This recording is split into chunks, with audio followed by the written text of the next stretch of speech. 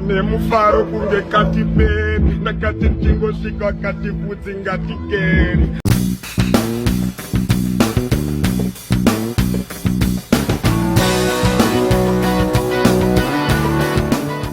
Gonzo yanozikanwa repatista nemukurumbira munyika yedu yeZimbabwe akabuda muusungwa mushure mekusungwa nekubatwa nezvinodhaka. Ndakusiya muchiona vhidhiyo noteya.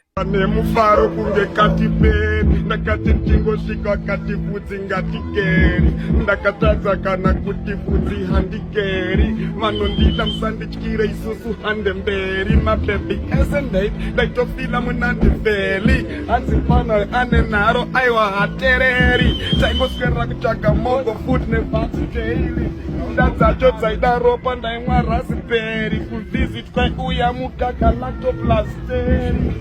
Temwa mvura yakasviba kunge blackberry. Kupema mogo kusvika takutonzwa hatibeni.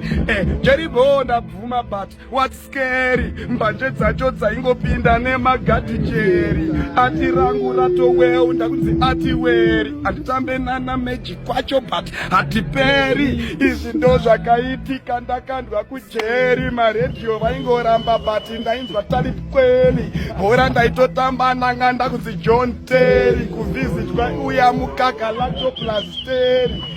Jerry.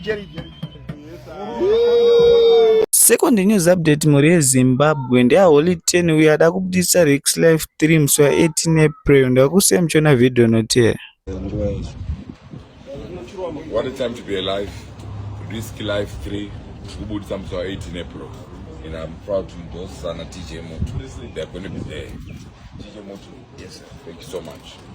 18 April, Risk Life.